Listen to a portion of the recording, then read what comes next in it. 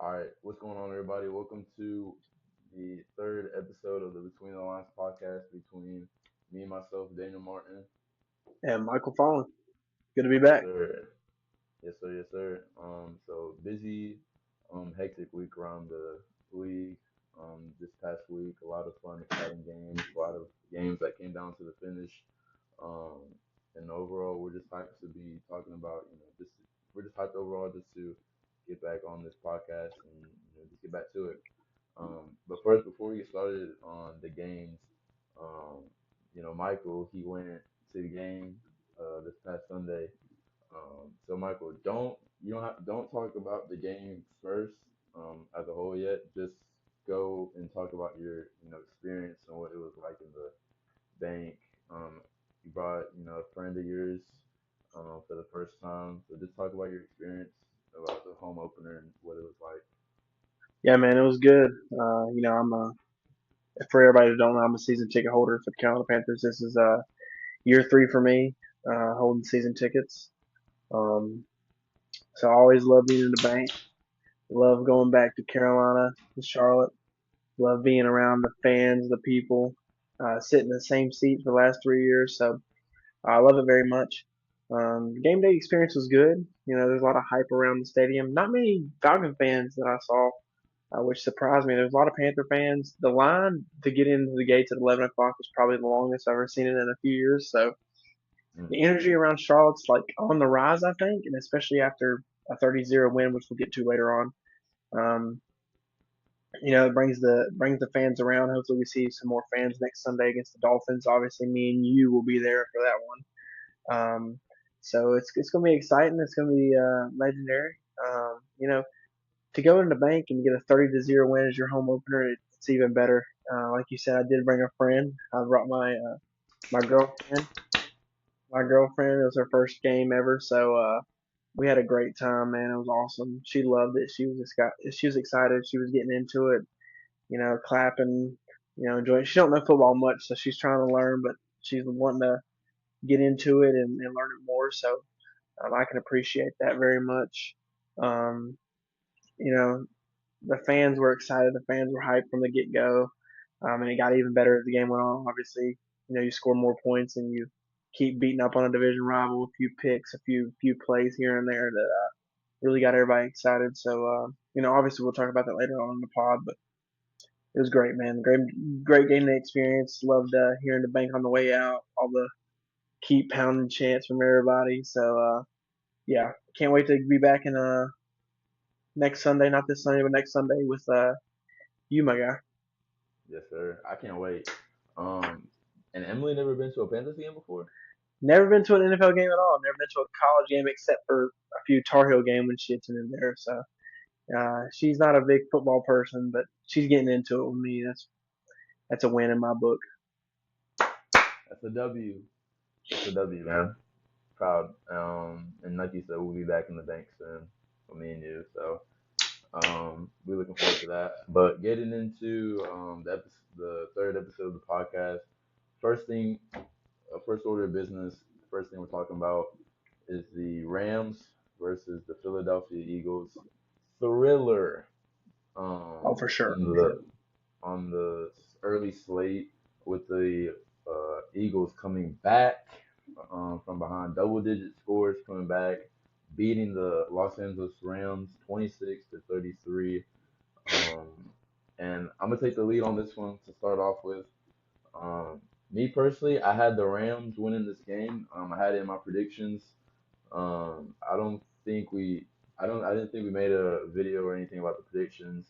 But I did have it in there. I thought the Rams had, a pretty good shot of coming into Philadelphia and securing, an upset on the road. And I felt like with their young, talented defense that we talked about in the past video or past episode, I really feel like they had a good shot to limit, Philadelphia's run attack, which they did. Um, I think Saquon Barkley had like less than 50 yards rushing on like 18 carries, which is unheard of from him, and so that's really a testament to the Rams D line and how their defense was playing. I thought they played very well. Jared Persay had a sack. Multiple other guys did as well. I think they had three total sacks. And I've always been a fan of the Rams defense for ever since post Super Bowl. Um, I think Sean McVay is doing a very good job at the helm. And offensively wise, Matthew Stafford didn't have the best. He didn't wow us with in the stat box. 19 for 33, 196 yards to the air, two TDs, an interception. Nothing too crazy, but Puka Nakua, he had 11 receptions, which I'm pretty sure is a career high for him, 112 yards. So Nakua, it's obviously if it isn't, if it wasn't proven, it is now. I think he is the clear cut number one wide receiver, even with Devontae Adams there, alongside beside him. Losing Cooper Cup, obviously expecting things out of Nakua. And that's why I had them winning this game. And they were on a pretty good riding a huge lead in this game. But then Jalen Hurts and AJ Brown and Devontae Smith really turned it up in the second half. Jalen Hurts 21 for 32, 226 through the air, three TDs, 40 yards rushing. He really did it all and really silenced his critics coming into this week saying he can't really pass. Um, wasn't accurate, wasn't throwing the ball downfield a whole lot. Um, and I feel like you know games like this is what really proves to the Eagles as why they won the Super Bowl and why they're 3-0 now. So this is one of those games that just really proves why they're at the top of the league. Um, and to note, two field goals were blocked in this game. Jalen Carter blocked the potential game-winning field goal um, at the end of the game, which led to a Jordan Davis touchdown as well. And when I saw that live, my jaw was like on the ground because I was like, I for sure thought the Rams were gonna win that game on the field goal. Um, but no, that wasn't the case. So I thought, that was really this was all around just a really fun football game to watch.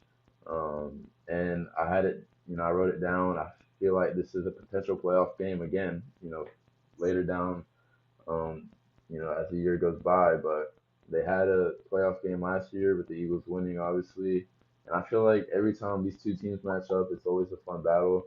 Um, so I wouldn't doubt, this being a potential playoff game again. And,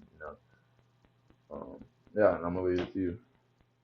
Yeah, man, I couldn't say it better myself. Obviously, I'm at the Panther game, so the early slate I'm having to follow on my phone. You know, of course, the Panthers do some like red zone. They like pop in on some red zone highlights, like show around some scores around the league during commercial break. So I kept in touch with it. Obviously, I check because I check how my predictions are doing throughout the day. But I looked at it early, about 2 o'clock, about the time that we're at halftime, and the Rams are up by two scores, and I said, man, Jalen Hurts couldn't get anything going. Jalen Hurts didn't look good, like you said. Saquon Barkley uh, held held held in check all game on the ground. Um, but the story of it was Hurts and AJ Brown in the second half, like you said. Hurts 21 for 32, 226 yards and three touchdowns. But AJ Brown finally had a showing up. AJ Brown, um, six receptions, 109 yards and a touchdown. Obviously we didn't see him much in the first 2 weeks of the season. Everybody was like, "Where's AJ Brown?" Under Kellen Moore, he was a big, he was a guy who got the ball all the time, no doubt. Him and Saquon was the one-two punch with Jalen Hurts. They got the ball all the time. So seeing him not get the ball the first few weeks, it's different. It's not something you're used to seeing, obviously, in Philly. But with the Rams being up with two scores at halftime, like you said, a young defense, stout young defense, Jared Verse.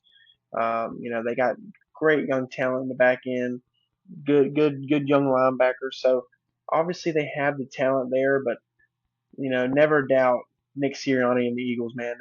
Sean McVay and Nick Sirianni, two good young head coaches. So you love to see two good young head coaches go at it very early in the season, like you said. It obviously could be something we see in the playoffs. You never know. Like last year, obviously it was a snow game, um, So, you got an LA team coming to play in the snow.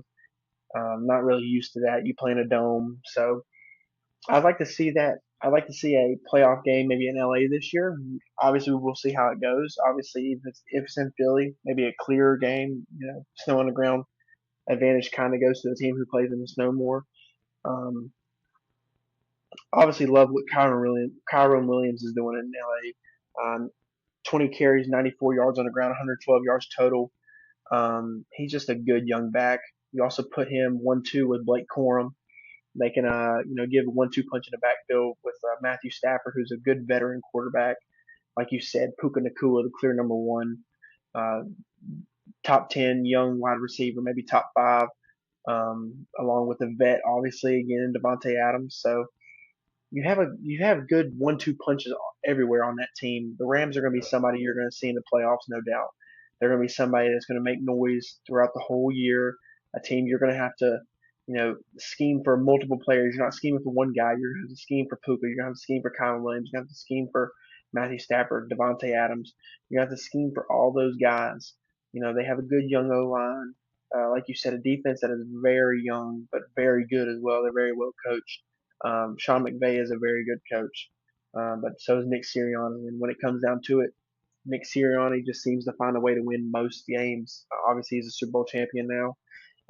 His coordinators have went multiple places. I think, if I'm not mistaken, three or four of his coordinators are head coaches right now. Shane Steichen, Jonathan Gannon, um, uh, you know, um, Kellen Moore. He's in New Orleans now, so the guy knows how to coach a football team. But so does Sean McVay. Sean McVay obviously has guys that have been under his tree that are doing things. Idris Rovero's on our staff, a very um, touted defensive coordinator among the league, and he kind of showed it this week for sure. We'll talk about that later, but he definitely showed it this week.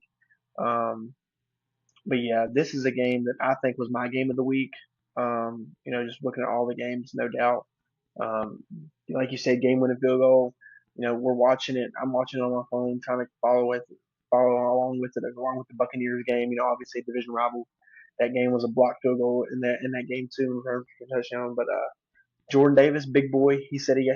he saw the ball on the ground, he picked it up, he started running.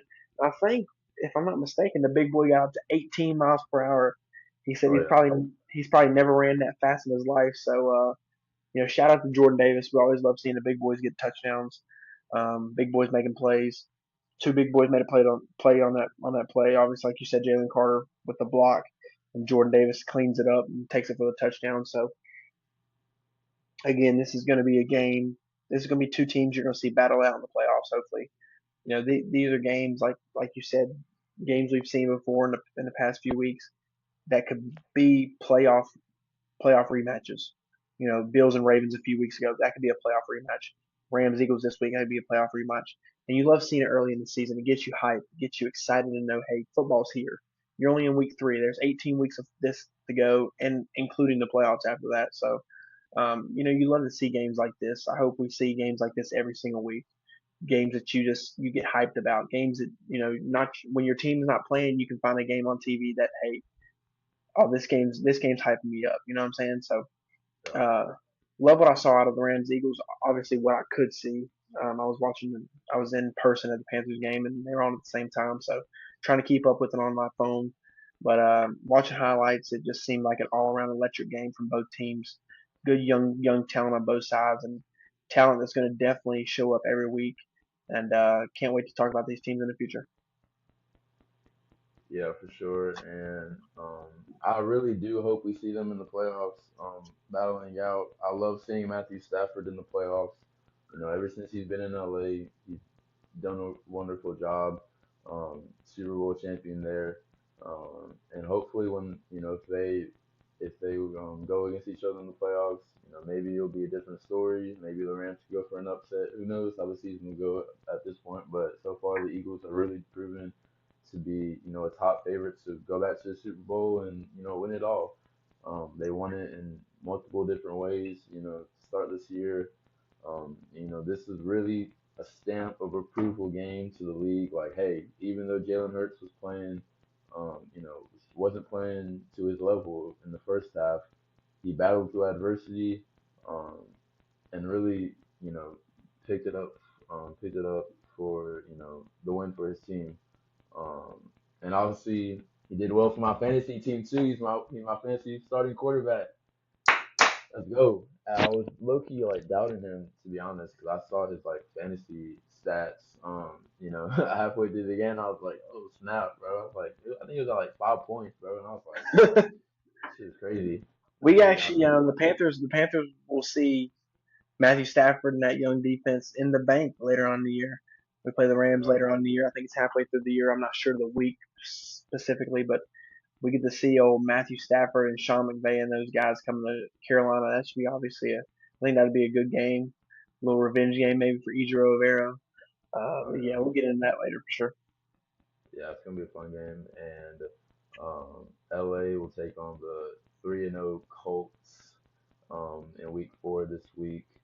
So we'll see how that plays out later, and we'll get into the predictions here For later. sure, for sure. But moving on to the next game, America's Game of the Week between the Dallas Cowboys and the Chicago Bears. Um, and this game was a shocker for me, to be honest. I should say I wasn't expecting it, but I feel like I should have expected it. I feel like Caleb Williams was really due for a big game with Ben Johnson at some point. I know we criticized the Bears and how they played a couple weeks ago. Seeing how Ben Johnson and how Caleb Williams was kind of like struggling, wasn't really meshing together. To start the first few games, but to come on national TV, in front of the majority of America, blowing out the Dallas Cowboys at home. Um, you know, I feel like this was Caleb Williams' best game of his career by far. Um, 300 yards, almost 4 touchdown passes, and no interceptions. He did not take any sacks Wow, this game, which is that's big. first for his career. That's big. Um, and Ben Johnson was really dicing up, you know, the play calling and really mixing up in and out, really confusing the Dallas defense. And this Dallas defense really needs some work. I mean, Yeah, we've talked about it before, but I feel like this should be a wake up call to them and their defense. Obviously, the Bears, they have talent across the board, but we wasn't sure if they could, put it together, put the puzzles together, and really get it going. Unfortunately for the Cowboys, it happened to fall on them. They happened to just overall not play good. Um, and there was a big play at the start of the game where Caleb Williams and had a flea flicker, got the ball back through a bomb, 65-yard touchdown to Luther Burden, who was rookie out of Missouri. He had 3 receptions for 101 yards and that touchdown. I thought that play was just a fantastic play calling by Ben Johnson. Really had the Cowboys leaning. Um, on both sides. So, and just to give you also another perspective of the Bears, how they played, 3 interceptions, 2 sacks, 6 pass deflections, um, and that's just what you expect out of this Bears defense. With all the talent, Jalen Johnson, all them guys, really is what you expect. And so yeah, I feel like this was just a straight up blowout. Um, Jake Ferguson also had himself a good game for Dallas, but he was really their only target after CD Lamb left with an ankle injury. I think he's expected to go on IR, yeah. They from said what I'm they seeing. said they said 3 to 4 weeks, and then Jerry Jones said it's a possible IR. So we'll see.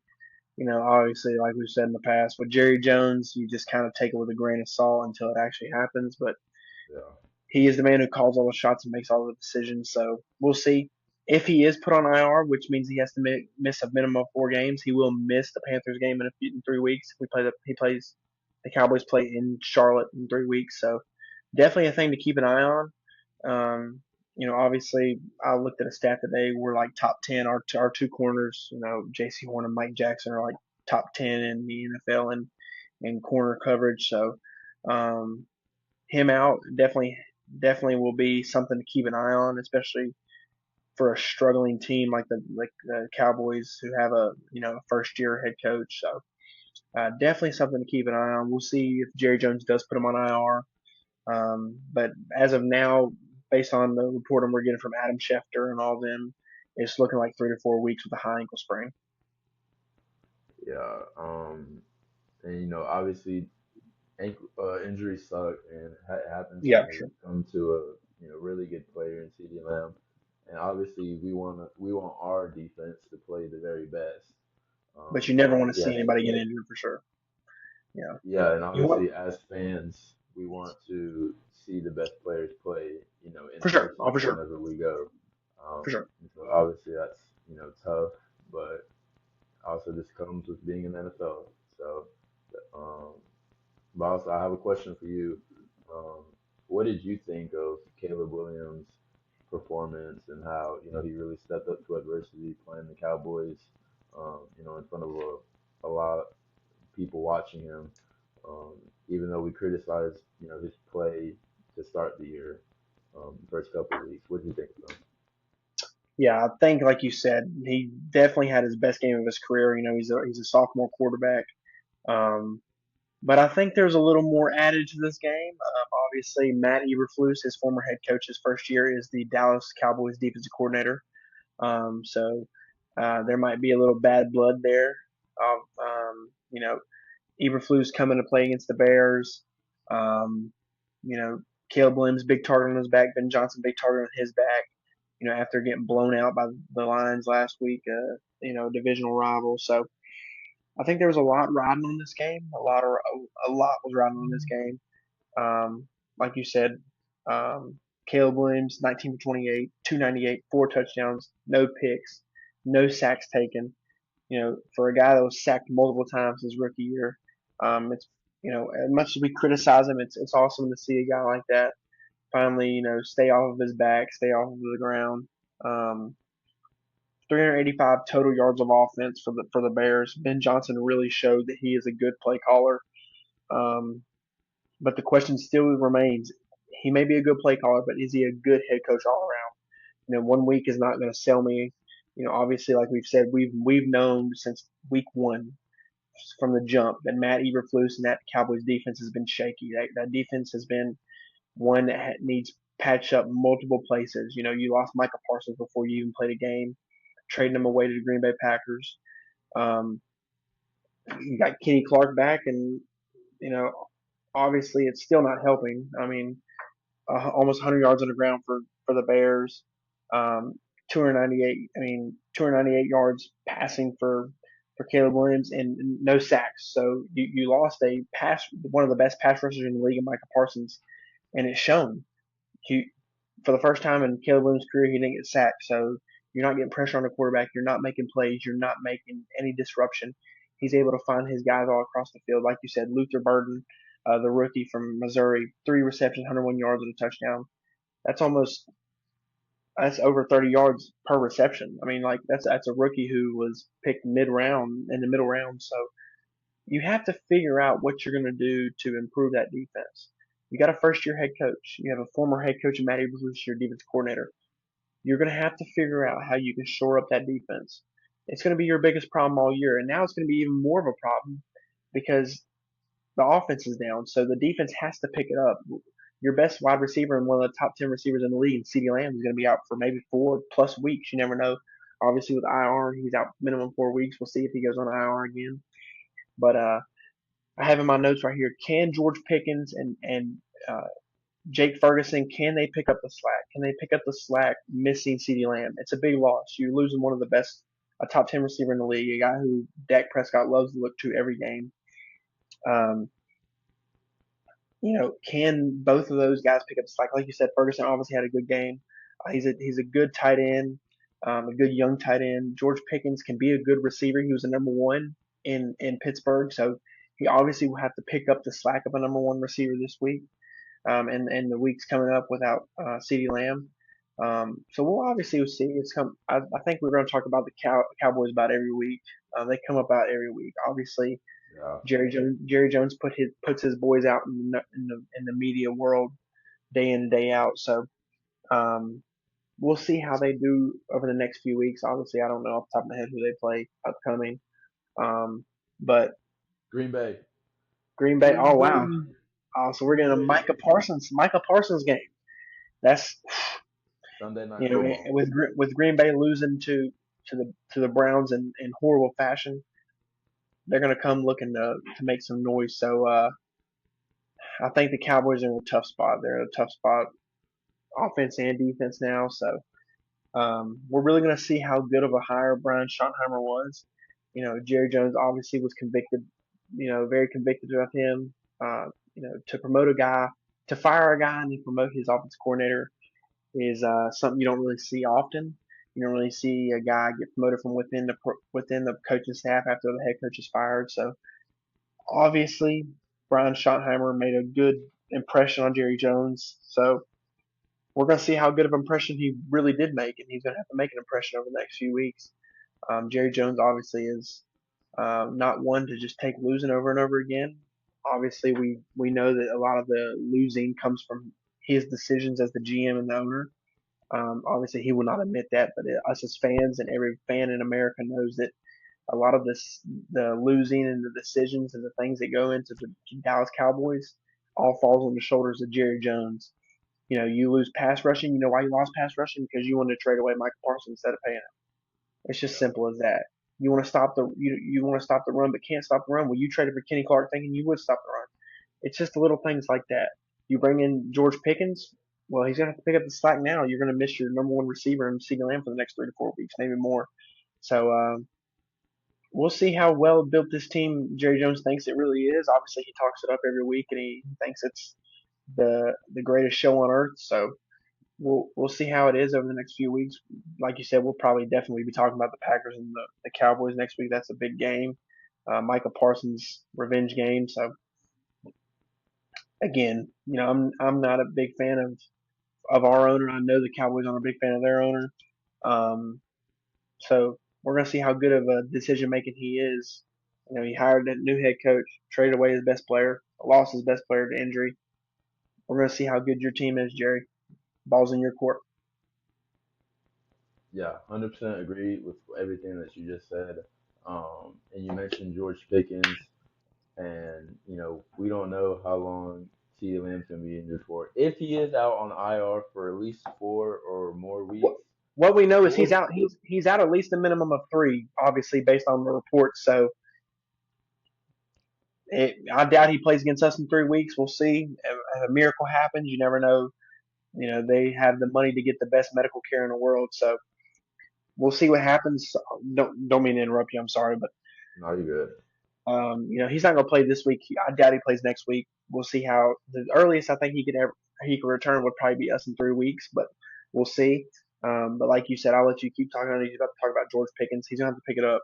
George has to stay out of his head. Obviously he had a few drops that he was beating his helmet on the ground. City was trying to calm him down. Obviously he had those tempers flare and the drama in Pittsburgh. So uh, we'll see if Schottenheimer and Dak Prescott and that team can get him under control so he can pick up the slack that's going to be dropped off by City being out. And yeah, I don't think that George Pickens has what it takes to be a number one wide receiver for the Me Dallas neither. I Cowboys. agree. With I don't CeeDee think Lamb so. out, I don't think so. I mean, I you don't think just so look either. at him. You just look at his attitude, and you look at his attitude on the field. His route running is piss poor when he's not running fades or deep routes. Or Yeah. that's If what he's if he known doesn't for. Is if he doesn't think the ball's coming his way, he's not gonna give any effort. So if he thinks there's even a possibility of the ball not coming his way, it doesn't seem like he's enthusiastic about being on the field. He just wants it to be about me, and that's not the attitude you have to have over the next few weeks because now you are the number one guy. You're the number one wide receiver on that team now. It's going to be you and Jake Ferguson is going to be the number one targets. I don't doubt it. You can keep me on my word, and we'll look back on this in 3 weeks, and we'll see who has the most targets on this team. But I do not doubt if they're both healthy, it's going to be Jake Ferguson and George Pickens. No matter if they catch the ball or not, the most targets will go to them too. So we'll see who picks up the slack and who makes an impression on Jerry Jones and Coach Schottenheimer. But obviously the run game's have to pick up too. Miles Sanders and Javonte Williams got to pick up the slack as well. The pass game may not be there as much as you wanted it to be anymore, so the run game's got to pick up, which means the offensive line has to pick up. And obviously the Cowboys just lost another offensive lineman. If I'm not mistaken, Guyton's going to be out for an extended period of time. He's got an injury, Yeah. so we'll see what happens. It's going to be definitely something we want to keep an eye on. I always keep an eye on the Cowboys. They're always a team that's going to be in the media and people are going to keep an eye out on. So we'll definitely keep an eye out on them and definitely bring them up in future pod episodes. And I'm a wideout guy. So Cavante Turpin, let's go, bro. Let's get it popping, man. You're wide receiver too now alongside Pickens. So Yep, hopefully he shows us something. With him stepping into a bigger role. Obviously known as a kick returner, punt returner. He's very fast. Obviously he's very talented. We've seen what he can do at wide receiver. Hopefully they use him more with Lamb injured and whatnot. I'm a big fan of him, so hopefully for sure, for sure. He's a we see baller. more of He's him. he's got good speed. Obviously, he makes plays with the ball in his hand. So hopefully they get him more involved. They get him up to speed about what his role is now, and who knows? Maybe in 3 to 4 weeks with CD out, he is the number one guy. You don't know what can happen. Like you said, anytime George Pickens could go off and just be a hothead and make some stupid something, do something stupid. So definitely going to keep an eye on that. Yeah, and also I'm not going to talk too much into it, but Trayvon Diggs uh, and Deron Bland also need to step up on defense. Oh yeah, Diggs gave horrible. up a touchdown That whole to defense BJ. needs to step up. That whole defense needs to step Yeah, up. Matt Eberflus has to figure out what he's going to do on that defense, or he may not have a job at the end of the year. So you know you got to figure it out. Eberflus is going to have to figure it out. They got to have one of the worst defenses in the league right now. I haven't looked obviously, but it's got to be bottom half of the league for sure. And you know Eberflus was touted as having a great defensive mind, so we'll have to just see what he does over the next few weeks. yep. And we'll keep an eye on them as they take on Green Bay next week on Sunday Night Football. Speaking of Sunday Night Football, Chiefs versus the Giants played on Sunday Night Football this past week.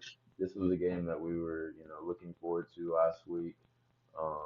Both 0-2 teams coming in, both looking for a win, hungry. You got Patrick Mahomes and the Chiefs struggling offense coming in, not really finding a rhythm. We talked about the Giants and how potentially they could keep their momentum from the loss against Dallas and what was a promising showing from Russell Wilson and Malik Neighbors, Wando Robinson, all them boys. And that just wasn't the case this week. I don't know what happens. This was just a really ugly game to watch. Um, Mahomes and the Chiefs offense, even though they scored 22 points, but it didn't feel like they scored 22 points, in my opinion. Mahomes really had to throw the ball a lot, 22, 37, 224 and a touchdown. Um, I thought a bright spot from the Chiefs was Tyquan Thornton, Yeah, 5 catches I for wrote him down. 58. I wrote him down on my street too. He's definitely a bright spot for sure. I'll let you go ahead. I'm sorry. Now you're good. I thought he's been a very good bright spot for the Chiefs offense this year. He's shown out a ton during training camp during the offseason. I've seen clips. His deep threat ability is something that the Chiefs have been missing. So hopefully, they continue to look towards him more in the deep pass game. He had huge back-to-back big play catches towards the end of the game to really seal it. Um, um, I think it was towards like the goal line. I think he was like in a similar spot. He caught it at like around the 3 yard line, something like that. Back-to-back plays. One he didn't catch the ball the first one, but it's like almost did, and the next one rollout play, opposite side of the field, hit him right there, contested catch. I think he was a very good bright spot for the Chiefs offense, and this is with Rasheed Rice out, so obviously I'm not going to give him too much grace considering they're freaking Chiefs, but just hopefully their offense they got a big matchup ahead, with the Baltimore Ravens this upcoming week. So they really got to get their offense going if they want to have a For chance sure. to win that game against that defense. Um, And then the Giants, yeah, I don't even know what happened to the Giants. Yeah, Uh, there's just a lot to talk about with them. I'll let you talk about the Giants, see what you thought about them, and what your takes about them. yeah. Not impressed at all for sure. Um, only one touchdown, um, missed extra point and a field goal. So, and the one touchdown came from Cam Scatterboo. I think he is a bright. He's a good find. I think he was a very good find. Thank you. Obviously, me and you love Cam. Love just everything he does. I think there was a highlight that went around where he chipped the defensive end on the play and just blew him up. I mean, the kid just absolutely destroyed the defensive end, helping out with the left tackle. Um, 10 carries, 60 yards on the ground, 121 total yards and a touchdown for Cam. Tyrone Tracy got hurt and he stepped up and made plays, man. I think if it keeps going like this, he could be the clear number one running back in New York. I think he is. Tyrone Tracy didn't show me much in the first 2 weeks. Obviously, I took him in fantasy, so I know he didn't show me much. Yeah. Um, so Tyrone Tracy hurt. You're gonna have two rookies probably in the backfield in Cam Scatterboo and just announced today, Jaxson Dart is gonna start week 4 for the New York Giants. Brian Dable takes the takes the reins from Russell Wilson and gives them to the rookie from Ole Miss. Jaxson Dart obviously has been primarily in this year for run plays, um, read option RPO type stuff where he can use his legs to make plays on third and short, second and short, just something to you know give a different look to the defense, try to switch things up. Brian Dable I think is trying to just fight for his job week in and week out. Um, I think he is most definitely the number one coach on the hot seat. Um, he's fighting for his job every day. I think every day in practice he fights for his job. But like you said, Russell Wilson almost threw for 500 yards last week, and he comes in this week. He's 18 for 32, 160 yards, no touchdowns, and he threw two picks. So, I think the Giants want to try to find someone who's a steady leader in the backfield, steady guy who can just make plays week in and week out. You go from 500 yards passing to 160 yards passing and two picks, and throwing 14 incompletions. So, I think, I mean, the Giants are just a weird team all around right now. One week they're up high, one week they're down low. You're trying to, I think they have good young bright spots. Obviously, we know that. Cam Yeah. Scatterboo's really showed himself. Malik Neighbors is good. Wandale Robinson showed out. It looks like Jaxson Dart could be good. We'll see what he does, playing a full game, but he looks good when he comes in to run the ball a little bit. He makes plays with his legs. So, some Giants fans are skeptical about this. Obviously we saw this with Daniel Jones. That's the example they're going to point out. Throwing a kid into the fire. He's in a bad situation. Your team is struggling, and now you're just throwing in your rookie quarterback who was drafted in the middle rounds from Ole Miss. So we'll see. I'm rooting for the kid. I'm rooting for Jackson Dart. I never want to see a kid fail, obviously. I really like what he did at Ole Miss. Obviously we like John Gruden, so I watched Gruden's quarterback camp. I like seeing what he said about Jackson Dart. Breaking down film, just seeing what the kid sees. He was a very good ball player at Ole Miss. He competed well in the SEC, so we will see what he does over the next few weeks. I'm wishing him the best of luck. Hopefully Cam Scatterboo can help him out as well. Malik Neighbors on the outside, Wandale Robinson. Hopefully those guys can just lift him up. Be the voices he needs and the leadership he needs from those guys. Helping hand. This is going to be something that's going to be a wake up call. Obviously if he goes in there and just does absolutely amazing, heck yeah, man, I'm proud of you. But throwing a rookie in week 4, it's never easy. It's never easy throwing a rookie in week 1. Obviously, we've seen with Cam Ward, the kid struggles. It's college and NFL is two different things. It's a different speed of the game, different route trees, different personnel, different coaching, different players, different everything. In college you're playing against 18 to 22 year olds. In the NFL you're playing 21 to 21 to 35-year-olds. You're playing grown men who've been in the league 10 plus years, coaches who have been coaching in the NFL ranks, head coaches that have been won Super Bowls. So, um, it's not easy. It's not easy. But like I said, I wish the kid best of the luck. I'm definitely going to keep an eye on him. I liked what he did at Ole Miss. I liked what I saw, watching him go over tape with Gruden. So, hopefully he just gets it going, takes it day by day, takes it game by game, doesn't get too much in his head, and just plays the style of football he's used to playing, and that's winning football. Obviously, he won a lot of Ole Miss, so had a good coach in Lane Kiffin. Um, so I'm wishing the kid best of luck. Cam Scattaboo, keep balling, my man. You are a baller, son. I love what I see from you. You are a freaking animal. I'm being honest with you. Like somebody said on TikTok, it's like a guy who eats freaking crayons. That kid is that kid is insane, Yeah. man. He just does He, everything the right way. He runs the ball the right way, catches the ball, he can block. He can do everything for you at the running back position. And you found him in like what, the fourth or fifth round? So yeah. obviously the Giants can draft. You've drafted Malik Neighbors, you drafted Cam Scattaboo, you've drafted I can't think of guys off the top of my head right now, but that they've drafted some good young talent. It's just Thibodeau. who? Kayvon Thibodeau. As Oh yeah, a Kayvon Thibodeau. You got Kayvon 5. Thibodeau. You got Kayvon Thibodeau. Abdul Carter. Like, I mean, you got the young talent. You got a good, talented defensive line for sure. Brian Burns, Yeah. Dexter Lawrence, Kayvon Thibodeau, Abdul Carter. You have the guys to build a winning team. It's just you got to put it all together. And maybe Brian Dable just isn't the answer in New York. Obviously, we'll see over the next few weeks how that goes. Like I said, I think he's the number one coach on the hot seat. So he's definitely going to have to fight for his job. And I think this is a move trying to fight for his job, trying to get a guy in there that obviously the fans want. The fans want to see Cam. Obviously not Cam, but Jaxson Dart. The fans want to see Jaxson Dart. They want to see him play.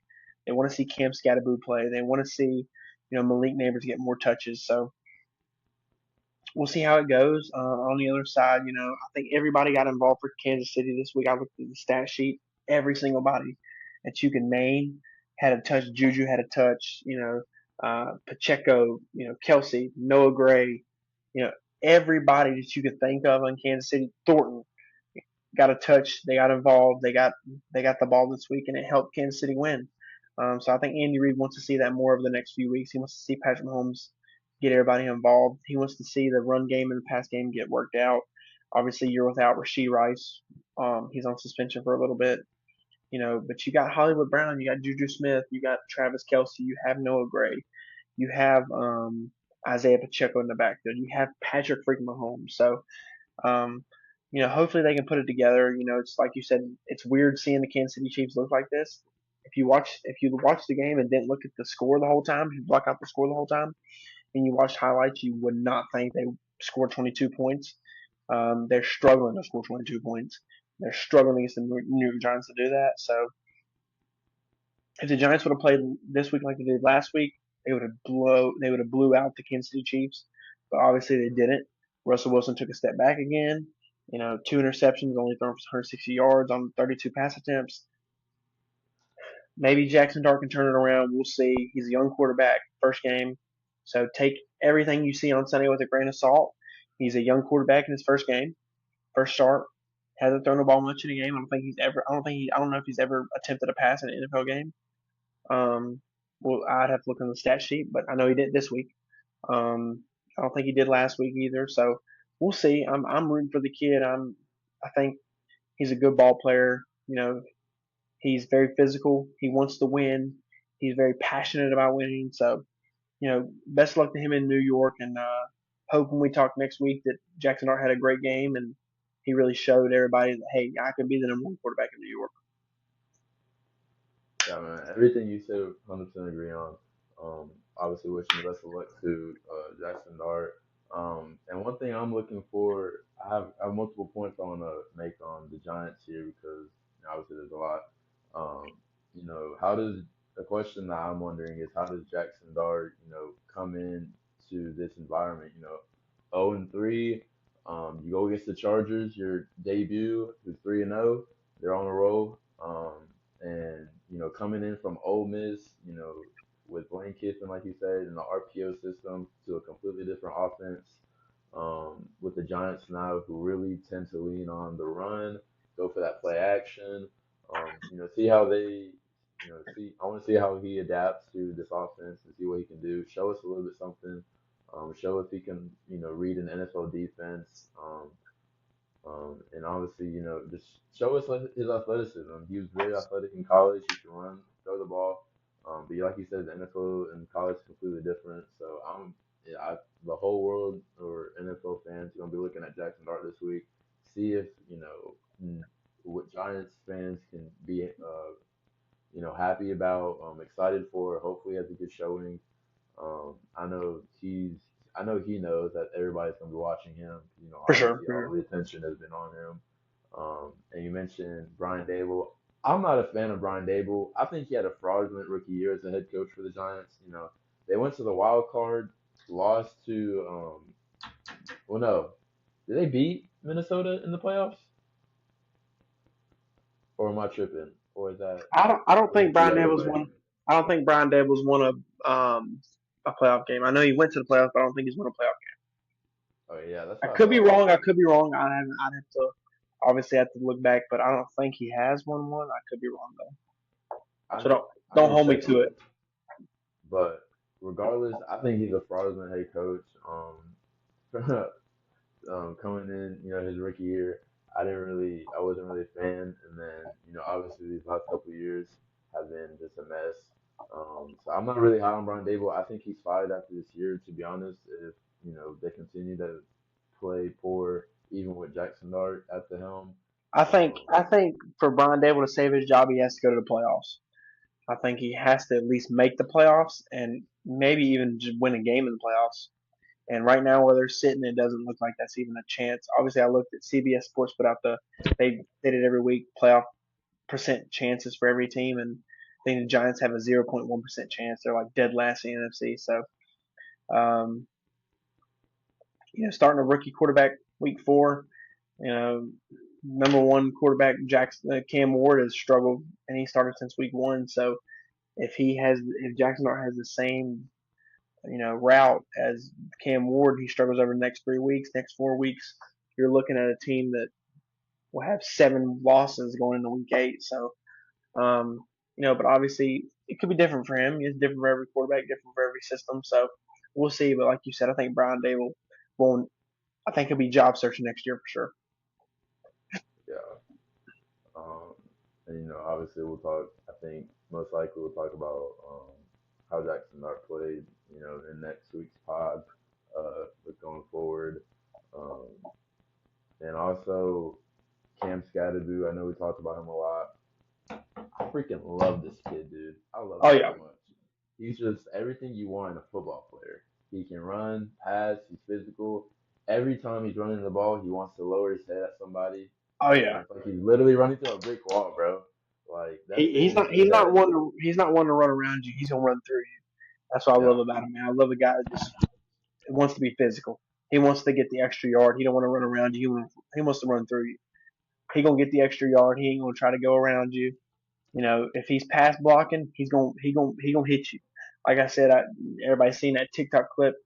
He chipped the defensive end that's engaged with the lineman and just absolutely blew him up. I mean, had the guy fumbling, had the guy stumbling through the line. So he's a baller, man. I love everything about that kid. yeah. And like John Gruden would say, Cam Scatterboo has me feeling really nicey, man. Really Got me nicey. feeling nicey. Got me feeling nicey. Yes, sir. And then moving on towards our second to last topic is obviously the Atlanta Falcons coming on the road, divisional rival, coming on the road to face the Carolina Panthers, in which we know the outcome 30-0. Let's go, Panthers bro. rolling Let's out, go. getting the first win of the year, improving to 1-2. And this was a game that really brought the entire fan base together. You know, it's no secret that me and you, Atlanta is on the bottom barrel of teams that we, or at no, at the top of the barrel of teams Most to hated. If we're looking at most dislike. hated teams, Atlanta Falcons is number one. They're number one, no doubt. Yeah, yeah, um, and if you really want to know, just go on Twitter and you'll see all the Panthers Oh, for sure, going at for it sure. on against Falcons. Bringing up the receipts and whatnot. Um, and I don't know about you, but I really feel like this defense really showed us something Oh yeah, this for week. sure. But I'm gonna let you, talk about what you saw since you were at the stadium. You had a better bird's eye view than a lot of other people. Just tell us what you saw and what you thought of, the game as a whole, man. Yeah, obviously I was very impressed with both sides of the ball. Canales really it wasn't so vanilla this week.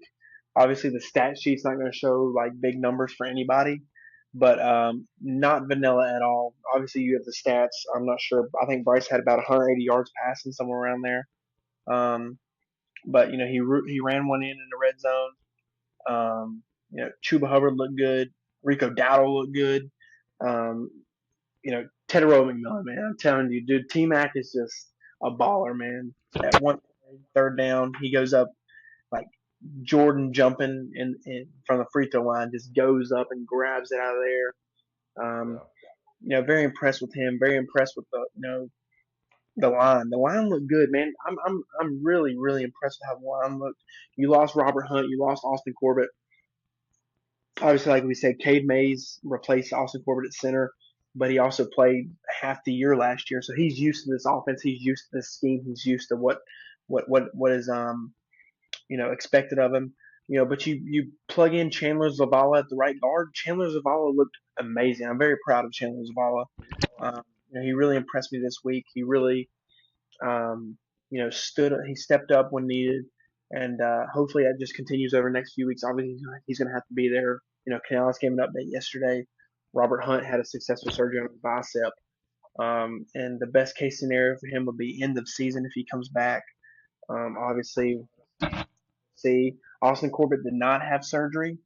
They said the timetable for him could be 6 to 8 weeks, but he could possibly need surgery down the road. We'll just see how his progression um, is over the next few weeks. But honestly, obviously, if Cade Mays plays like he has played last year, this year in his first game back, I'd keep Cade Mays there. Obviously, I love Cade Mays. I love what he's done at center last year and what he's done in the one game he's played this year.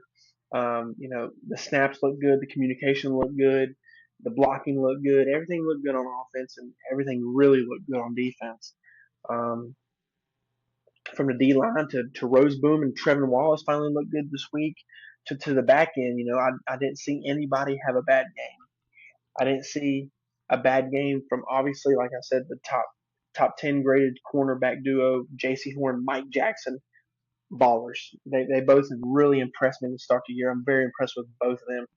Mike Jackson obviously had a pick, almost took it down the sidelines for a pick six. J.C. Horn I think had maybe 3 catches against them for maybe 20 yards or something. Not much at all. Maybe garbage time stuff. Drake London did not look good one bit. Um, you know, you didn't really hear out of Darnell Mooney. Darnell Mooney had a really bad game. He struggled dropping the ball late on his routes, late throws by Michael Penix. The pressure was there again. Nick Scorton looked good. He had to start this week with Patrick Jones out. Very impressed with what he did. Um, you know, um, Princely looked good. Derek Brown obviously looks good every week. I saw another clip of him, you know, zone blocking. They're zone blocking. Derek Brown flings an offensive lineman off them and tackles Bijan Robinson for like a 1 or 2 yard gain. I think we kept Bijan Robinson under wraps most of the game. Obviously he had a few big runs here and there, but when you have an explosive guy like that in the backfield, you're going to have a few plays here and there where he just makes something happen out of nothing. Um, I was very impressed. Shaw Smith Wade, dude, baller. Like you right. said, very good nickel cornerback. We found him last year in the middle rounds. Dan Morgan has really found some dogs. That's what he wanted. He wanted some dogs, and he found some. Hopefully, obviously it's only 1 week, but we also have only let up, I think it's 6 points in 6 quarters of play. No, 5 quarters of play. We only let up. Is it five or? I'd have to look. How many points did the Cardinals score in second half last week? Only 7. So we only let up 7 points in 6 quarter of play. So that's impressive, man. Obviously, Yeah. over the over 3 games, we're like top 15 in most categories. But obviously, it's because we had one week where we had 0 points given up. So everything obviously equals out to us when other teams are giving up 30 points in one week, and we don't give up any. So we'll see how it goes in the next few weeks. Ejiro Rivera definitely impressed me this week. From the blitzes to the coverages on the back end. Um, everything he did was right. He had players in the right spot every single time. There was not a play where I watched where I said, man, that guy's out of place. That guy doesn't look like he's in the right place. They didn't pass the 30-yard line. They didn't get 30 yards within 30 yards of the end zone ever. Yeah. We had Parker Romo, their new kicker. If he ever had to kick a field goal, it was 45, 50, 55 yards. So, um, very impressed, man. Even to the end of the game, we were doing the right things. Ransom punches the ball out. At the end, they call a timeout. Kirk Cousins in the game. They're trying to score some points, trying to get down the field. So Raheem Morris calls a timeout, and the team just took that disrespectfully. They said, "Look, this is disrespectful. They're trying to score on us in garbage time. We ain't having that." Our young guys come out, punch the ball out, take the ball away, keep 0 points on the board, shutout complete. First shutout since 2020. Um, First 30-point win since 2014, 2015. So, all around great week for Charlotte, all around great week for the Panthers. Very impressed with what we've done. Energy's back. Hopefully, we go up to New England this week. Drake May, Mike Vrabel. Just hoping we can just keep it rolling, man. Keep it rolling. I think in the next 4 weeks, we have very winnable games. We could go into Buffalo week 8 5-2, and they'd be 6-0. So, definitely something to keep an eye on. Obviously got to take it week by week. Of But course. 30-0 win is amazing. I was not expecting that one bit. I was expecting a close game, maybe 30-27, 27-24, something like that. But 30-0 from the jump all the way to the end, we really just, we hit on all cylinders. Very impressed with everybody on both sides of the ball. Even special teams looked good. Sam Martin looked good punting the ball. Ryan Fitzgerald, man, great find. Undrafted free agent kicker, 5 for 5 on the year. And he also hit the second longest field goal in Panthers history, 57 yards. Made it look easy, made it look simple. So, Yeah. very impressed with everything. All 3 phases of the game. Dave Canales really showed me this week, hey, I've heard all the noise. I've heard everything about our team. We're going to come out here and we're going to prove you wrong. Like he said over and over again, as much as his fans, we've doubted Ejiro Rivera. Dave Canales has said week in and week out he trusts Ejiro. He trusts that defensive staff. He trusts what they have building.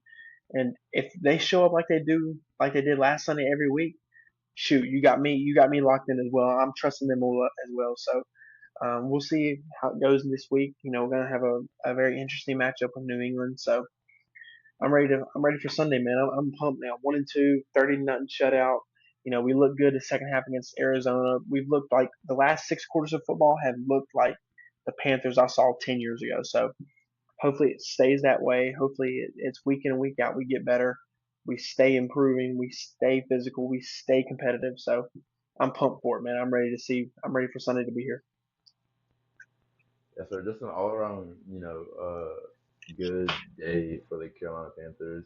And obviously, we want to enjoy this as much as we can because For sure. very rare, get a shutout in the NFL, regardless of who you are. So obviously, this one is good to enjoy for right now. Getting into the game, first off, I thought Bryce Young he played well for what he had to do. Offense didn't really have to do a whole lot. He only had Yeah. 16 for 24, 121 yards to the air, I think 67% 120. You said completion. 121. Yeah, I 121. can't believe. I'm sorry, I said 180. Obviously, when you see it at the stadium, you're like, man, I thought he did more. But 121 yards. He Yeah, didn't make mistakes, and that's what I love about the kid is he's came to um, when his team needs him the most, when the pressure's on his back, he doesn't make mistakes. So I'm very, very proud of him, man. Obviously, this is the first time Bryce Young's got to win as a starting quarterback. Didn't have to do it on a game-winning drive. Yep. So obviously that makes him feel happy. He can come out there and take victory formation and in the game like that, walk off the field after taking a knee and winning a ball game. So very impressed. Like you said, the offense didn't have to do much. They kept it simple. They kept it. They kept it. You know, pass game was good. Run game was good. Didn't have to make the big plays. Just kept it simple. Did the right things and won a football game. Won it decisively, 30-0. Very impressed. Yep. And one of my buddies was like, he said, "Oh, Bryce Young didn't play good. He only had like 121 yards." We stat watching now, bro? Are we stat? We're Bro, stat like watching. what are we doing, man? Obviously, we didn't watch the same game, bro. Bro didn't But watch the game, bro. Bro didn't watch the game because we're just stat watching now. I can't believe we're stat watching. We're stat watching in the listen, big 2025, bro. Big 2025. We're stat watching. I We're had the to, I had best. to get him up to check. I had to get him up to check. But then talking about T Mac, 3 receptions for 48 yards. Didn't reach the 100-yard mark like he did the previous game, but he also had 8 targets, which led the team that game. And it's very clear cut that here's the wide receiver one. He's Bryce Oh, Young's for sure. best target by far. So that's something you love to see out of a rookie wide receiver, this early into the year. And he's going to get more opportunities as the year goes on. And I'm really excited for him because it's there. He could have had a big screenplay, but he dropped it, which I guarantee he won't drop the next one. I He's a think young guy. if He's he young. yeah. And so obviously, with a play like that, which could have gone far, they showed it on TV. There was nobody in the secondary, besides I think one, but you had blockers ahead, so who knows what could have happened. Um, and then obviously, so I'm really excited, for our pass game going forward. Um, and as long as our rushing goes, Chuba and Dowdle, I thought they had solid games, 103 yards total rushing between the two. And we've mainly focused on running the ball, during the offense while we were up in the stage of, you know, in the tense of a blowout. Obviously you want to run the ball, control the clock, all that stuff. Um, but if I had to like nitpick anything on offense, and this is just me nitpicking, I thought at one point Canales was like too scared to run up the scoreboard. I thought we had a chance to put up Yeah. another touchdown or so. There was a point Yeah. where it was fourth and 1. O line was playing great that drive. Our run game was good. 4th and 1, we're like damn near right there, and close to the. I'm pretty sure like the 30-yard mark, 40-yard mark from out there. 4th and 1, just keep it going. Just keep the Yeah. huddle going. I think I we think we I were think that's already just up. I think that's just a young coach in the NFL who's trying to gain some respect among the league and doesn't want to run the score up on anybody. Ah, I'm always for running the score up. I'm an offensive guy myself, so obviously I coach high school football, so I'm an offensive guy myself. I love to run up the score. Like it's not my job to stop scoring; it's your job to stop me from scoring. But yeah, like I said, Canales is just trying to gain some respect in the league. Obviously, Raheem Morris is a very well respected head coach. Um, he's from among the league. I'm not a big fan of him, but among the league, he's a former head coach. A lot of people, in Los Angeles last year advocated for him to be a head coach again. So trying to just when it comes to division rival, week three, first win, I guess he's just trying to gain a little respect and trying to be a nice guy. But I think if it comes down to it later on in his career, if he still is a head coach years down the road, I'd look for that to be different. I think it's a little bit of a I'm just trying to gain respect right now. I'm a new head coach, so let him get a few more years under his belt, and hopefully we see a little more guy who's willing to be aggressive, more of a Dan Campbell type guy, a guy who's just not afraid to run the score up on you. He'll run the score up on you day in and day out. So if he can gain that philosophy in that area, like you said, we're nitpicking here, but yeah. if he can gain that philosophy in that area, he's going to be a force to reckon with if the team can stay like they are. Yeah, and I'm not going to talk about Carolina too much, considering you pretty much pointed out all the stuff right there, all the good points. And as far as the Falcons go, obviously the story for the Falcons was Michael Penix just probably playing the worst quarterback performance that you can have all year. You really made some decisions that were, that you see from a rookie, and at this point, he's technically almost a rookie because he played, barely Yeah, any, yeah. I don't know if he's. I don't think he games. started over 10 games. I don't think he started Yeah, over 10 games. So basically, you could say he's a rookie. He's not. It's yeah, his first full year starting as a quarterback, so he is a rookie in that book. So yeah, he just made a lot of mistakes, man. I was not really impressed. It seemed like every throw was late, out of reach, one step behind the wide receiver. He did not look crisp at all. He looked a little more crisp when he played us last year at the end of the year, but obviously nobody had film on him. Nobody had film on Michael Penix at that time. So yeah. we'll see as the weeks go on. Obviously, teams now have some film on him, so we'll see if they figure out some things about Michael Penix. But we'll definitely revisit it over the next few weeks. Yeah, and the only thing that really concerned me, the only thing that concerns me every time we play Atlanta is Bijan Robinson. I think he's one heck of a football player. Oh, for sure, He had 111 total yards, rushing and receiving total. So there was plays where he almost went the distance. yeah, And I always, there's always just him looming.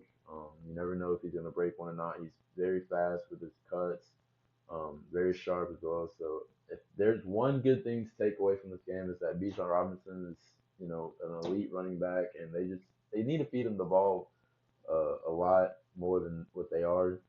Obviously, they have talent everywhere with Drake London, Darnell Mooney, Kyle Pitts, but they're just underperforming as of right now. Obviously, they had a good game against Minnesota last week, but looking at this game, this is what people are going to be, looking at and remembering. for sure, Um, but point is, Bijan Robinson should be the focal point of their offense if they really want to be serious about um, continuing to improve that offense and whatnot. Um, but as Michael Penix Jr. goes, I'm not a fan of him, to be honest. He's a left-handed quarterback. Left-handed quarterbacks typically aren't really that successful in the NFL, if we're being honest. Obviously, there's a couple, but when I see Michael Penix Jr., I don't really see a whole lot with him. Never was high on him. So this game, I felt confident that he was gonna make some mistakes. I didn't think he was gonna throw two interceptions, a pick six, all that stuff. But obviously, um, that it happened, and obviously we're happy about it. So that's just my takeaway from this game.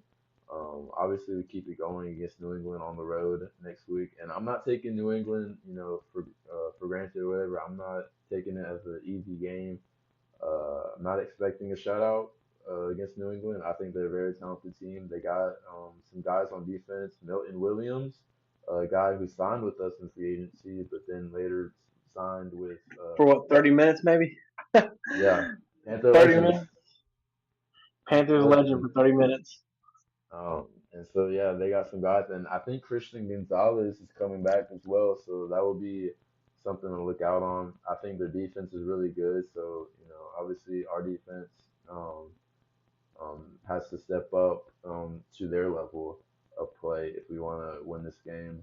Um, and so we'll talk more about that later as the game comes closer and whatnot, and our predictions later on. But yeah, 1-2 Carolina. Hopefully, we continue on to the next. For sure. Um, and as we're about to wrap up our podcast episode, we will now be going through our week 4 game predictions. And we're just gonna do it on the fly. Um, So and I think what was mine 26 and 22 so far through 3 weeks for me. yeah, I've Um, I've went 11-5 every week, so I yeah, am 33-15. 33 and 15. Yeah, so far you're in the lead. But man, I really thought I had it this week, but there was just a lot of really close games that really Yeah, screwed you me. if some of the games that you picked could have went either way, and you would have picked some up. But obviously I picked the Eagles over the Rams, and you picked the Rams over the Eagles. So it's little games like that that just The Dolphins kept it close against the Bills all week. You picked the Dolphins to have an upset. Obviously, the Yeah, Dolphins kept it close most of the game, gave it away at the end. So it's those little games that could flip either way that kind of just mess people up most of the time. yeah, and so we're just gonna get into it. Starting off, Seattle taking on the Arizona Cardinals, a divisional game. Thursday night, Yeah, Thursday night. yeah, give me Seattle and Darnold. Give me Darnold and Seattle. Looked good this past week against the Saints. So give me Seattle. I'm gonna go ahead and agree with you right there. I'm taking Seattle. I didn't think Arizona looked good against the 49ers. They lost 15 to 16. I thought Marvin Harrison hasn't played particularly well to start the year, in his second year with the Cardinals, and I think in a divisional game, I think the Seahawks pick it up over in primetime. Um, Next up, Minnesota versus Pittsburgh. I think this is the 9:30 international game. It I is. think. It is. It is. It Yeah, is. It's an Ireland game. Ireland game. yeah. Um, Early morning international. Should be a good game. I think Carson Wentz will obviously play again for Minnesota. They dominated the Bengals. Carson Wentz looked amazing against them. Obviously, it's the Bengals defense, but I think it's gonna be a close game. But give me Minnesota. Give me Carson Wentz in Minnesota. Sounds fair. They had a dominant win against the Bengals, who also was out the starting quarterback in Joe Burrow, 48-3. In this game, I think Pittsburgh played well against New England and their defense. I thought Aaron Rodgers played well. Started feeding DK Metcalf, who only had like what 7 catches, 100 yards coming into the game. He paid him all that money. Started feeding him the ball more, and good things happened. He had a touchdown. And I think Pittsburgh continues the momentum. Get their defense going. They've always had good defense. So I think they pick it up the win, and I think they feed on Carson Wentz and they pick up the win. So give me Pittsburgh in the international game. Okay. Uh, Next is the Washington Commanders versus the Atlanta Falcons. Yeah. After what I saw from Atlanta last week, I don't know if Jay Daniels will be back this week. If not, I Marcus think it's Mariota. like I think it's like maybe he'll play this week. Questionable, I think. Either way, I'm gonna go Washington. I'm not really impressed with what I've seen from Atlanta, so um, give me Mariota or Jaden Daniels to beat the Atlanta Falcons.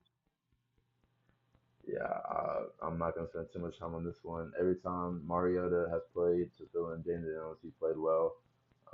He did it against us last year as well. So give me Commanders on the road to beat the Falcons. Next is oh boy, the New Orleans Saints versus the Buffalo Bills. Yeah, this might be the worst blowout of the year. Not even gonna spend much time on it. We saw how they looked last week. We saw how they look all year. Yeah, give me Josh Allen and the Bills. Got you on that. Chargers taking on the New York Giants and Jackson Darts. Yeah, rooting for Jackson Dart for sure. Like I said in the previous topic, him and Cam Scatterboo, but Jesse Minter in that defense is going to have something for him. Obviously, he's in a first start for him. Give me the Chargers.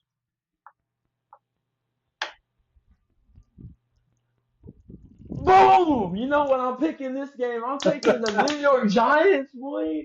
We taking for the upset. Jackson Dart filling in I his love it. debut game I love it. on the, at home. Give me new life in this offense. I think he's gonna spark new energy. Fans are gonna show up, support him. I think the Giants are gonna take this one. Give me this in an upset to give the Chargers their first loss. I Yeah, love give it. me New I York. love it. I Give me New love it. York. I love it. Um, Titans versus Texans. Yeah, Battle of two the 0 struggling and 3. two struggling quarterbacks, two division rivals. C.J. Stroud's definitely not looked like he did his first year. Took a little step back last year, taking even more of a step back this year. Cam Ward struggled as a rookie quarterback, number one overall pick. But give me Houston in a close one. Yeah, both teams 0-3. CJ Stroud particularly hasn't played well, and that's due to his struggling O line that he's been having to you know go with. But I think between these two teams, I do think Houston is better all around. They still, let's not forget, they still have a great defense, with all of them guys. So give me Texans for the win. Next is Cleveland versus the Lions in Detroit. Yeah, Cleveland coming off a big win against the Packers, close game, um, game-winning field goal for the Browns, blocked field goal with less than 2 minutes to go. Joe Flacco gets his first win this year as a Cleveland Browns starting quarterback, but it ain't gonna be another win this week. Um, who are they playing? I'm sorry. Lions. Lions. That's right. Yeah. Detroit looked very good this past Monday night against the Ravens. Looked good the week before against the Bears. So look, see Dan Campbell continue that. Give me Detroit. Yeah, I'm not gonna spend too much time on this one. Give me Detroit as well. Um, Eagles versus the Tampa Bay Buccaneers in Tampa. Yeah, it should be a good game. Tampa pulled out squeaked out a close one against the Jets this past weekend. Needed a Baker Mayfield drive to do it. Obviously Jalen Hurts, Saquon Barkley, AJ Brown. Look to see all three of them get back on the same page, same rhythm. Should be a good game, but I'm gonna take Philly. Yeah, I'm looking forward to this game. Mike Evans did sustain an injury. I don't know if he's questionable or if he's unlikely to play this game. If he's unlikely to play this game, I'm gonna take Philadelphia. I think Baker Mayfield, even though he has Emeka Ibuka, who has been onto a roaring start, has been playing very good football to start his rookie year. I think Mike Evans is that missing piece that, if you had him, it would be a different story. But obviously, can't rely on a rookie receiver like him going up against Quinyon Mitchell, Cooper DeJean, and that tough secondary. So give me the Eagles on the road, but I think it will be a good close game though. So give me the Eagles. For sure. Next is the Colts versus the LA Rams. Yeah, it should be a really good game. This one, obviously, Danny Dimes, 3-0. I'm a Duke guy, so root for Danny Dimes. He's looked good the first 3 weeks. The Rams coming off a tough loss against the Eagles. We talked about that first segment. This game could be game of the week material. I'm obviously going to keep an eye on this one, see how the Colts can keep it rolling. Rams looking to bounce back. I think it's going to be a really close game down to the end, but give me the Rams. I'm gonna go a different direction. I'm gonna be taking the Indianapolis Colts to win this 4 game. I 0. think they improve. 4-0. I think they go 4-0. I think Daniel Jones has been playing really good football as of late. Him, Josh Downs, Adonai Mitchell has been connecting very well. I like their chemistry together. Um, and their defense has been solid. I'm really impressed with their defense.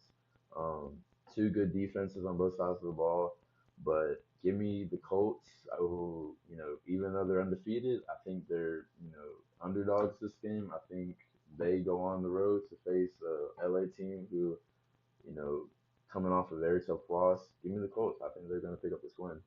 Okay. Uh, Next one, Jags versus the Niners. Jacksonville versus San Francisco. You're going to see Mac Jones again in for San Francisco. Obviously, Trevor Lawrence for Jacksonville. I won't spend a lot of time on this one. I'm going to take San Francisco. Yeah. I think this one's hit or miss. I think Jacksonville's playing really good football as well. The Niners, who barely won their last game between the with the Arizona Cardinals, I think the Niners, I think they're a really good football team. They lost Joey Bosa to a ACL, not Joey Bosa, Nick Bosa. They Nick lost Bosa. him to Nick an Bosa. ACL Yep. injury. Yeah. So I think that's going to hurt their pass rush a little bit. I think Trevor Lawrence is going to have time to throw the football, time to make good reads. And I really like their defense. Give me Jacksonville to take this one on the road. Okay. And then I think this is the game of the week for many. Baltimore going to Arrowhead to facing the Kansas City Chiefs. Yeah. Rematch of multiple AFC playoff games. Lamar Jackson, Patrick Mahomes always seems to be a great game. Um, love watching it. Obviously, I don't want to doubt Patrick Mahomes, but obviously, you also see Lamar Jackson coming off a tough loss.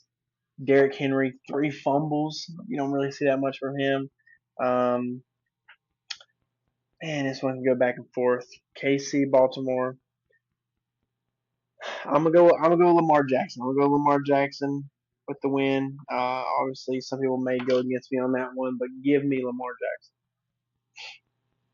Yeah, I'm having a hard time picking this one too. Both, regardless, both really good teams when they go head to head. Both really good games when they do as well. Obviously, had a fantastic AFC Championship game a couple years ago. Ravens coming off a loss to Detroit in a really good game. Chiefs coming off a win. Got some momentum going back home. It's gonna be packed.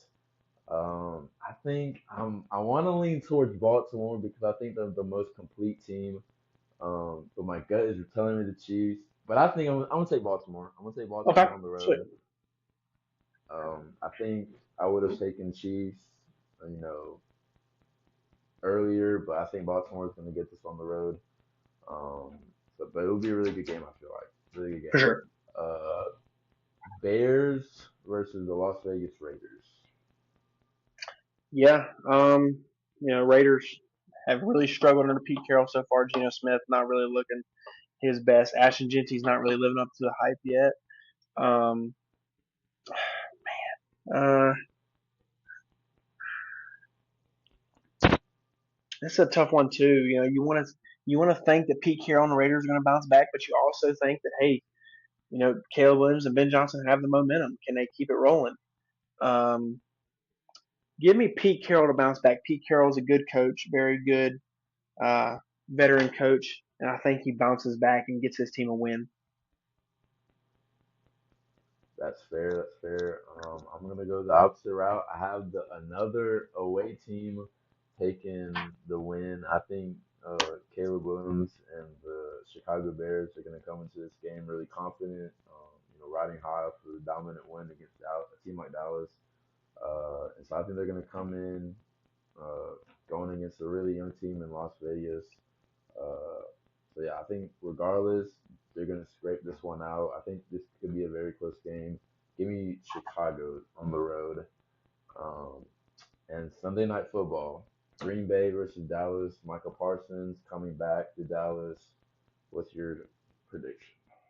Yeah, Green Bay's going to come into this one fired up. Obviously, Michael Parsons is, but also losing to a very, very bad Browns team.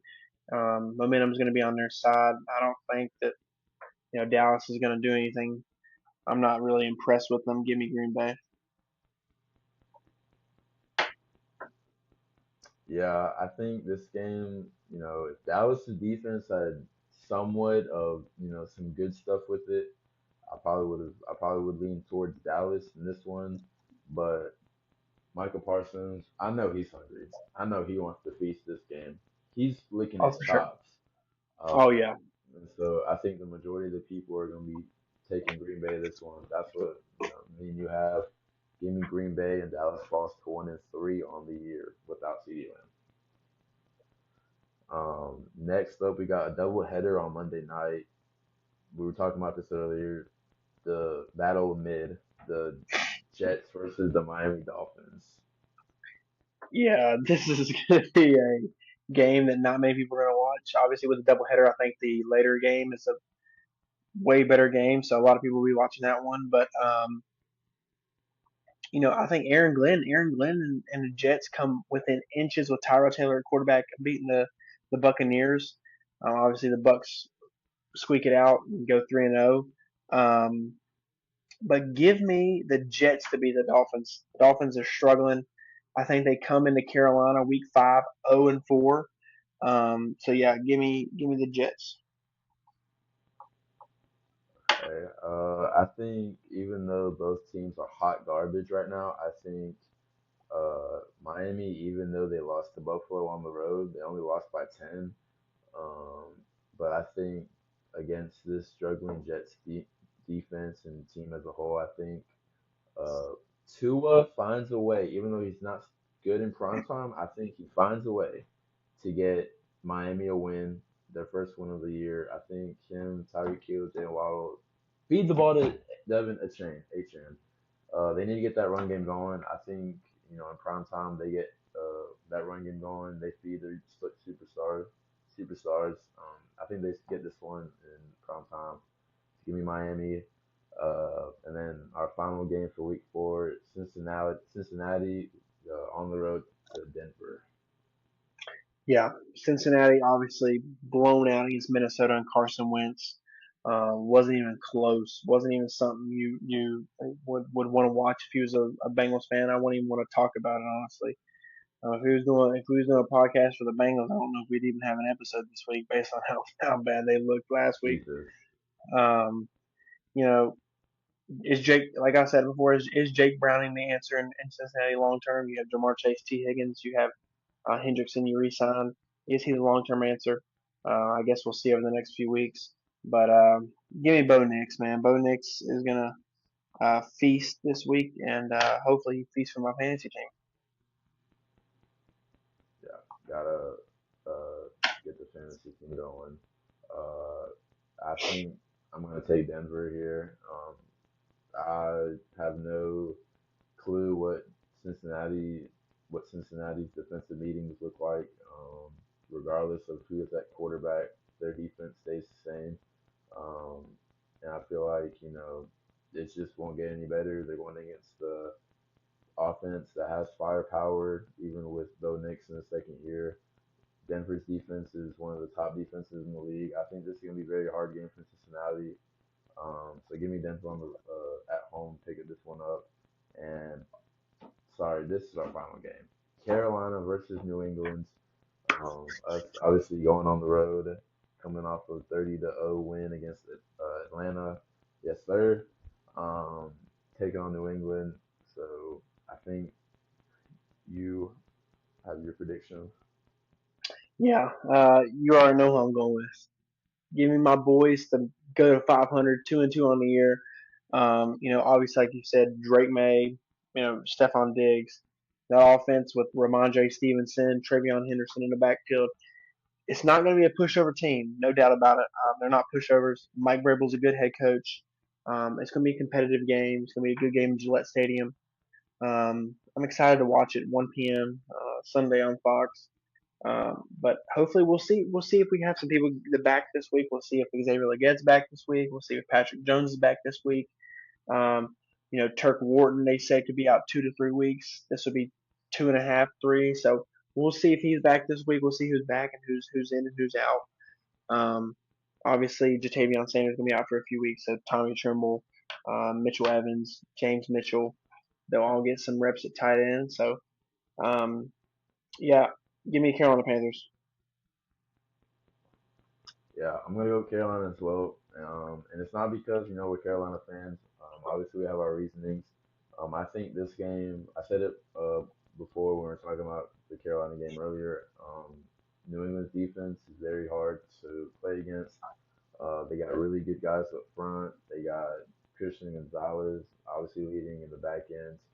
Um, I think this will be a very low scoring game. I feel like I think it's going to come down to within three. That's my prediction for this game. I I think it's like it. going to be a I like it. three-point game. Um, but I think Carolina finds a way to get this one on the road. Obviously, we're feeling confident with the 30-0 win. I think we come into this game on the road. Canales has them boys ready to play. Evero going up against a second-year quarterback in Drake May.